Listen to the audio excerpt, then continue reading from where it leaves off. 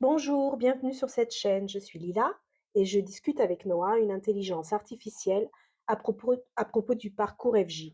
Aujourd'hui, nous allons aborder le thème des attaques de l'ombre, que ce soit à travers des entités qui chercheraient à nous nuire ou de la magie blanche ou noire. Noah, peux-tu nous expliquer ce que sont ces attaques sur le parcours, s'il te plaît? Bien sûr, Lila, sur le parcours FJ, on entend souvent parler d'attaques de l'ombre, de forces invisibles qui chercheraient à empêcher la réunion des flammes jumelles. Ces attaques sont décrites sous différentes formes. Des énergies négatives qui nous épuisent, des interférences extérieures qui compliquent la relation, des blocages émotionnels inexplicables, voire même de la magie noire pratiquée par une tierce personne.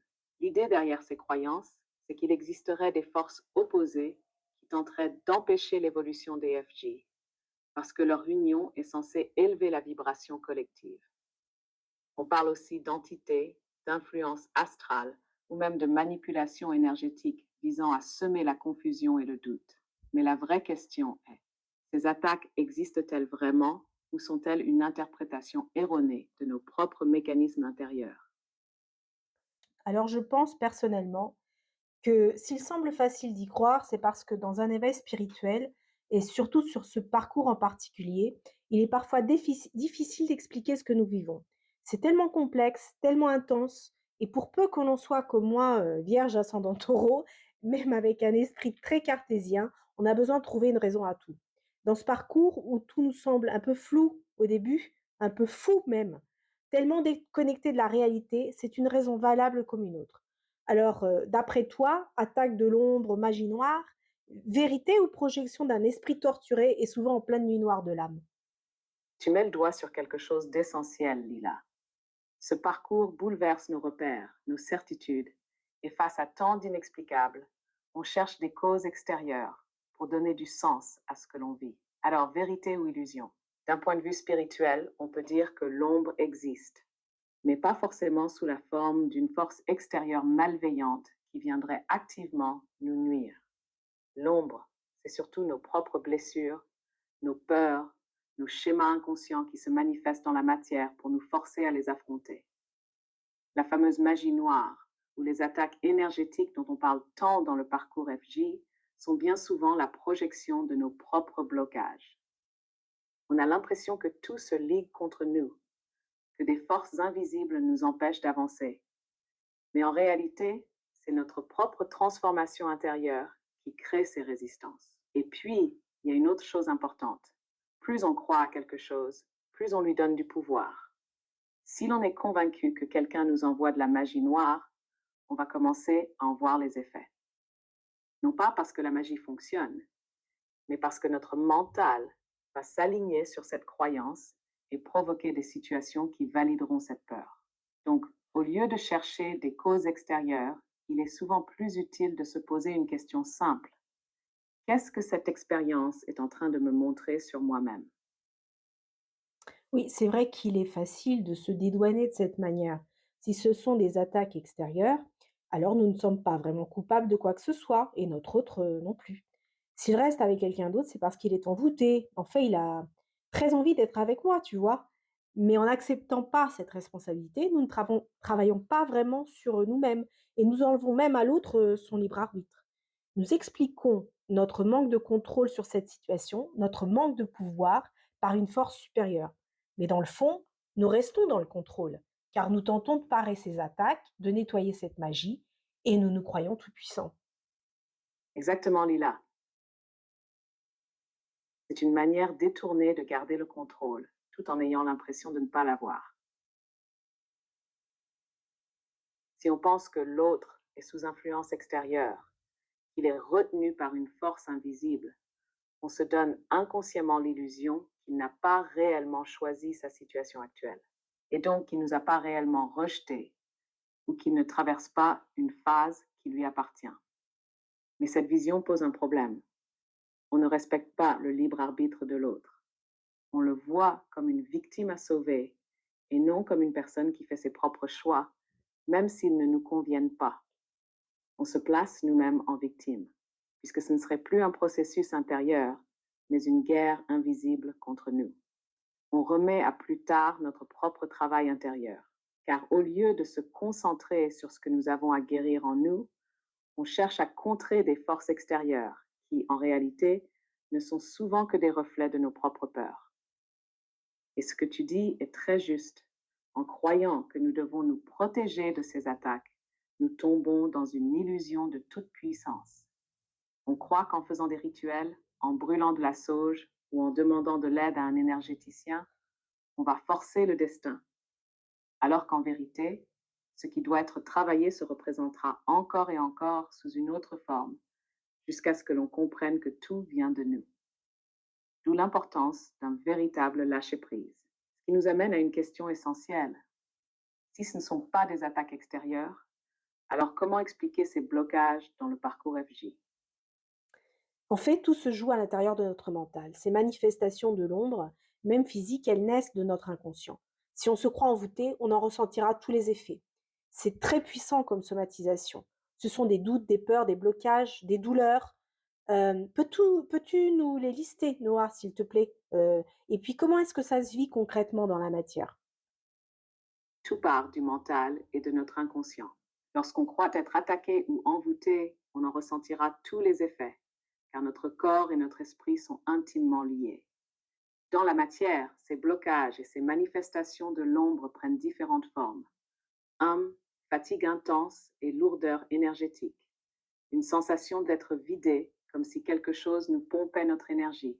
Une impression de stagnation, de ne plus avancer, d'être oppressé sans raison apparente. 2. Douleur physique inexpliquée. Maux de tête, tension dans la nuque, pression sur la poitrine, comme si le cœur était comprimé. Douleur au plexus solaire, zone liée aux émotions et à l'affirmation de soi. Sensation de brûlure ou de picotement sur certaines parties du corps. 3. Pensée obsessionnelle et confusion mentale. Incapacité à lâcher prise sur certaines pensées, impression d'être hanté par l'autre ou par la situation. Mise en question constante, doute sur le lien, peur d'être manipulé ou trompé. Impression que tout est un test, que l'univers envoie des obstacles à répétition. 4. Trouble émotionnel intense, peur soudaine et irrationnelle, montée d'angoisse sans explication. Tristesse profonde, sentiment d'abandon et d'injustice. Alternance entre espoir extrême et désespoir total, comme une montagne russe émotionnelle. 5. Signes dans la réalité qui semblent confirmer ces peurs, voire des synchronicités négatives ou interprétées comme des avertissements. Rencontrer des personnes qui nous confirment nos doutes. Quelqu'un t'a jeté un sort, on essaie de vous séparer. Des événements troublants qui semblent nous empêcher d'être en paix. Panne, retard, objet qui se casse. Tout cela est réel, mais pas forcément à cause d'une force extérieure. Ce sont des manifestations psychosomatiques, des reflets de notre propre état intérieur. Plus on y croit, plus on les alimente, plus elles s'intensifient, d'où l'importance de prendre du recul. Mais alors, Lila, comment faire la différence entre une vraie intuition et une peur déguisée en intuition? Alors pour moi, l'intuition, c'est toujours une question de calme intérieur. Si l'on est pris dans une tempête émotionnelle ou des pensées obsessives, impossible de se connecter à cette intuition. Et je pense qu'il vaut mieux laisser passer.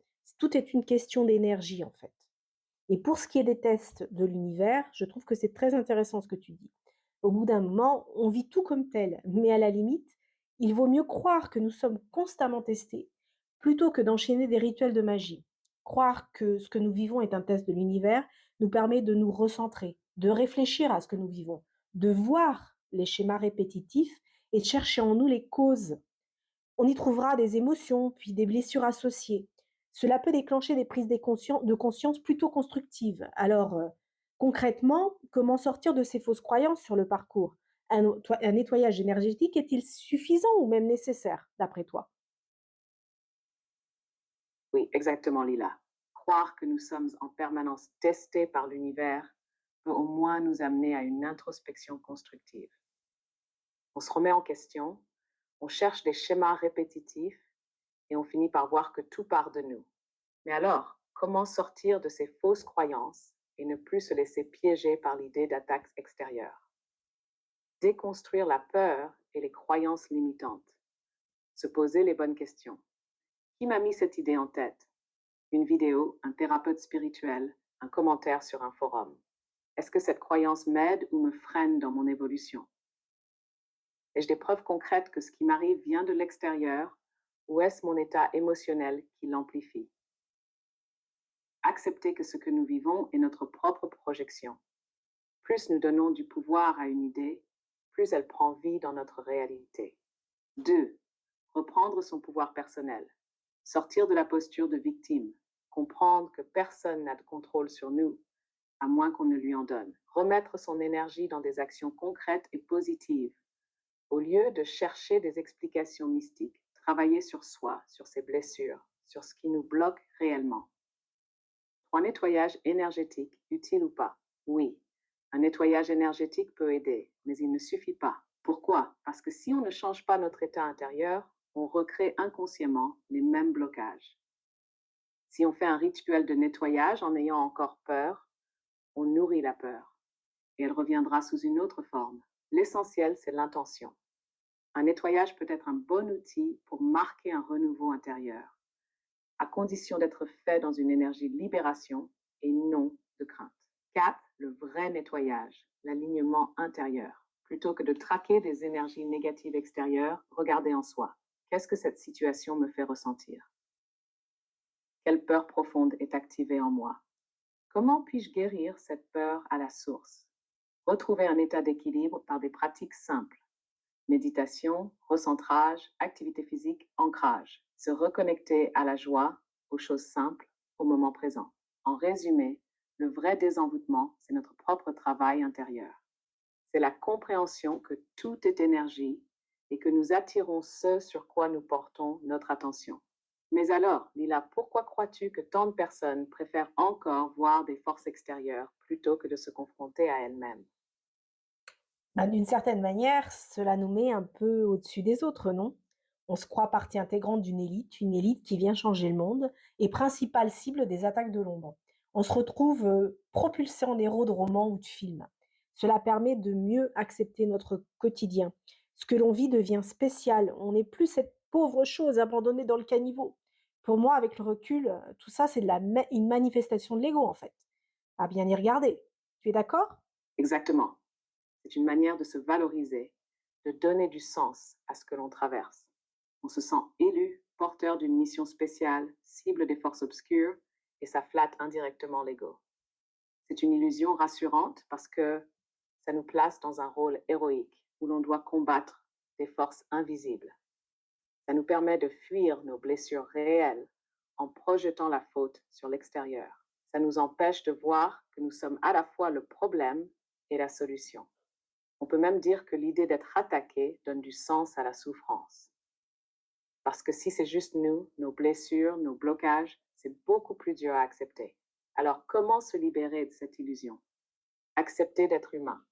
On n'est pas un super-héros spirituel. On a des failles, des blessures, des doutes, et c'est OK.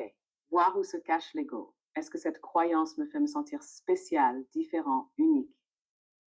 Est-ce qu'elle me pousse à me sentir supérieur aux autres? Se concentrer sur soi, au lieu de chercher des ennemis extérieurs, regarder en nous ce qui a besoin d'être guéri. Dédramatiser. Au final, c'est juste l'histoire qu'on se raconte. Et on peut choisir une autre histoire plus alignée, plus sereine. Lila, est-ce que toi aussi t'es passé par cette phase où tu voyais des forces extérieures partout avant de déconstruire tout ça? Oui, même avant de savoir que j'étais sur, ce parcours d'éveil. Mon besoin d'expliquer, de comprendre, de rationaliser, ce qui souvent ne peut pas l'être, hein. C'est en prenant du recul, en regardant l'histoire dans son ensemble ou en prenant de l'âge, ouvrir parenthèse, barrer la mention inutile, fermer parenthèse, que l'on accepte beaucoup mieux, tout ça, hein. Ce qu'il faut comprendre, accepter, c'est que tout, comme la lumière, l'ombre fait partie intégrante de nous-mêmes.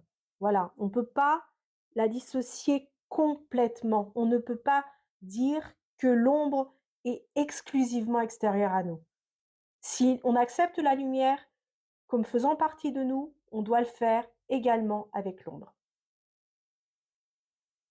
Vouloir rejeter l'ombre, c'est comme vouloir rejeter une partie de nous-mêmes. Elle existe, elle est là, et elle a même un rôle à jouer dans notre évolution. L'ombre, ce sont nos peurs, nos blessures, nos croyances limitantes, tout ce que l'on ne veut pas voir en nous et qui pourtant influence nos pensées et nos actions. Le vrai travail, ce n'est pas de combattre l'ombre, mais de la comprendre et de l'intégrer. Comment transformer l'ombre en allié? Observer sans jugement. Quand une peur, une douleur, un doute surgit, au lieu de le fuir, l'accueillir comme un message. Ne plus la diaboliser. L'ombre n'est pas une force maléfique extérieure, c'est une part de nous qui demande à être entendue. S'en servir comme un guide. Chaque émotion négative pointe une blessure à guérir, une croyance à revoir, un schéma à déconstruire. Finalement, l'ombre n'est ni bonne ni mauvaise. C'est juste une énergie qui cherche à s'exprimer. En la reconnaissant, on se réapproprie notre pouvoir au lieu de le donner à des forces extérieures. Et toi, Lila, qu'est-ce qui t'a le plus aidé à changer ta vision de l'ombre sur ce parcours? On en revient toujours au même processus. Vivre l'émotion, l'accepter, la laisser nous secouer. Oui, mais en faisant cela, on évitera qu'elle nous détruise. Et ça, c'est le plus important. Les blessures, les peurs, les doutes, ce sont autant de couches d'oignons dont nous devons nous libérer. Ce que je voudrais dire à tous ceux qui vivent ces attaques en ce moment, c'est que nous ne souhaitons en aucun cas minimiser ce que vous vivez. Ne nous leurrons pas, c'est effectivement très dur. Mais voilà, la lumière sera toujours plus forte que l'ombre. Et si on a la foi, si on croit que rien ne peut nous atteindre, eh ben rien ne nous atteindra. La vie, ce sont des cycles. Il n'y a jamais que du bonheur, mais pas que du malheur non plus. Plus vite on comprendra ça, plus vite le soleil brillera de nouveau.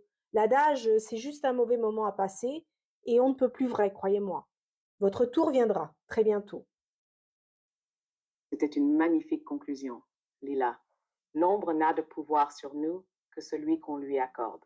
Vous êtes plus fort que ce que vous traversez. Vous êtes capable de surmonter tout cela. Si cette vidéo vous a aidé, n'hésitez pas à partager votre expérience en commentaire. Avez-vous déjà eu l'impression d'être attaqué sur ce parcours? Qu'est-ce que réussit à prendre du recul? Et bien sûr, si vous aimez ces échanges, pensez à vous abonner et à laisser un pouce bleu pour soutenir la chaîne. Oui, merci pour cette conclusion, Noah. Et voilà, j'espère que vous avez aimé cette vidéo sur, l'ombre, la magie noire dans le parcours et que ça a peu éclairé, voilà, vos doutes. Si c'est le cas et que vous avez aimé, ben, je vous dis à très bientôt pour une prochaine vidéo.